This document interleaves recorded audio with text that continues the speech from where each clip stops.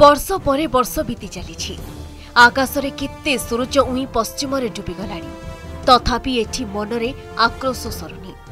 आखिरु लुह सुखुनी आउ न्याय पाई आज भी दांडरे गुहारी सरिनी वर्षे कि 2 वर्ष नुहे न्याय पाई दीर्घ 43 वर्ष धरी संघर्ष करि आसुछंती जने स्थल सेनार सैनिक कोर्ट कचेरी ठारू आरंभ करी प्रधानमंत्री और राष्ट्रपति पर्यंत कथा जाइतिले मध्य एजाए तांकु मिली पारिनी न्याय बयसर अपराह्न न्याय पाइबा आशारे आज भी करि चलिछंती संघर्ष गंजाम जिला आसिका ब्लॉक हरिडापदर ग्राम पंचायत अंतर्गत कुंभारी गाँवर बुद्धिमंत बेहेरा वर्तमान बयस 68 वर्ष 1975 फेब्रुआरी 20 भारतीय स्थल सेना 980 एयर डिफेन्स रेजिमेंटर वर्कशॉप 56 एपीओ रे मिलिटारी इंजीनियरिंग सर्विस रे क्राफ्ट मैन भावरे जोग देइथिले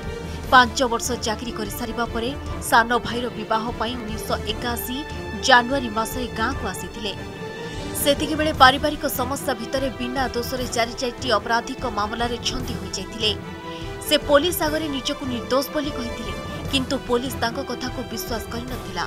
शेषरे निजको निर्दोष प्रमाण करिबा पई आईन रो आश्रय नथिले एसबु भितरे निर्धारित समय से निज कार्यालय रे जोग देई पारि नथिले एहाको कारण दर्शाई भारतीय स्थल सेना बुद्धिमंतंकु डिसेंबर 1981 रे सेवा निवृत्त कराइतिला परे से समस्त मामलारू निर्दोष बोली प्रमाणित होइतिले मध्य तांको आउ सेठारे कार्य करिबाको सुजोग मिलि नथिला या परे प्रधानमंत्री ठारू राष्ट्रपति पर्यंत समस्त निवेदन करबा परे भी न्याय मिलि पारिनी आर्मी सर्विस करथली 1975 फेब्रुआरी 20 रे मु आर्मी एमी क्रॉप्स रे जॉइन करथली 4/12 मोर बेनियम रे जबरदस्ती 980 एरिया रेजिमेंट डिसमिस कर दे मोर पाखरी आ कथा एति जे मु छुट्टी आइसली मो घर प्रॉब्लम हो गेला तारे झगड़ा हो गेला पर पुलिस वाला ने मिछ केस मो पर 4टा दे देल जो कि 150/81 जीआर 200/81 जीआर 255/81 सेक्शन कोड 39/82 ए केस पुलिस मो पर बुक कर दिन मोर इनक्वारी रिपोर्ट भी यूनिटी के देलेनी यूनिटी के बारंबार जाई के मोरा सब घटना माने कहती आ समान कौन प्रकार मोर सुनिले नहीं आ तुम घरे कौन गंडगोल है नहीं तुम निज इच्छा छुट्टी लेट करछ आ तुमर जदि इनक्वारी रिपोर्ट आसता जा ताल तुम गंडगोल अच्छे आम जानतु मोर विदाउट इनक्वारी आ जबरदस्त मोर सर्विस डिसमिस कर 4/81 डिसमिस करला मोर हाईकोर्ट को मुझे गली तारे शत्रुघ्न नायक से जज थे हाईकोर्ट से कह तुम ऊपर जो केस है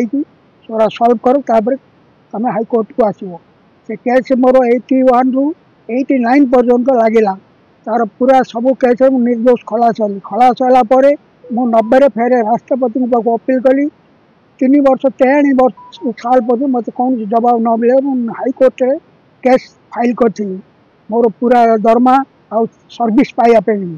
हाईकोर्ट जो वकील मोर केसटा ने मोर छुट्टी कारण से मेंशन कर पारे मोर पिटिशन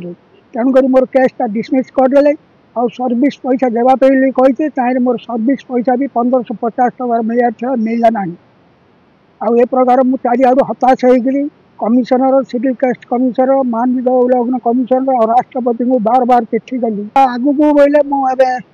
कमिशनर के सिविल केस्ट कमिशनर एनएचआरसी कमिशनर से रिजल्ट आउ देखी ना राष्ट्रपति भवन आत्महत्या करने नोटिस करी सेबड़े बुद्धिमंतक चाकरी चली जावा परे असहाय हो जाइतिला पूरा परिवार बदली जाइतिला सबकिछि परिवार प्रतिपोषण करिबा स्त्री आउ 5-5टा पिलांको पार्टी दान देबा पई से सैनिकरू साजिथिले दिन मजूरी लागि निजर परिवार प्रतिपोषण कले हेले एबे बुद्धिमंत बयसर अपराह्न पहुंची सारे काम करने को देहरे आउ बल नहीं दिने काम करी खाइले आउ दिने उपास रहिबा को पड़ुछि एसबु भितरे भी न्याय पाई सेबे ठारू आज पर्यंत संघर्ष ही करि चलिछंती हमरा आगदा मिलिट्री चाकरी थी तापर चाकरी गला ए पिला कुटुन हरिगन के चली मते किछि ले सहाय्य दियो और पुओ झियो केते रही मोर पुओ झियो 5 पिला ना से पिला ने पाठ पढ़ा ना के ना भल ना मन ना निर्भर कले खाउते पुढी गले आर्मी भी खाउते मनीष हेले झियोटा केते कष्ट झियो दीरा गले आ पुओडा विभाग अछि आ जोड़ा पुओ झियो अछि हाँ चाकरी करले बरा 5 वर्ष कि 7 वर्ष करथिए तो बंद है शून्य गोटे दिहटा पाई शून्य रेता हो चाकरी गला आर्मी अफिसर मैंने इनक्वारी करी प्रकृत भल मंद कथा प्रकृत समस्या कथा बुझिकी न्याय प्रदान करने कथा किंतु न्याय प्रदान करा जाए वास्तविक कथा जहाँ आपण आगे प्रकाश करते वास्तव और अत्यंत दुखदायक कथा गोटे गणतंत्र राष्ट्र रे गोटे स्थलसेना कर्मचारी एभली कथा को आम प्रकृत में हृदय सहित विनम्र सहित ग्रहण करने दरकार केंद्र सरकार राज्य सरकार समस्त पदाधिकारी परिवार को न्याय प्रदान करी जो बकाया अर्थ अच्छी जो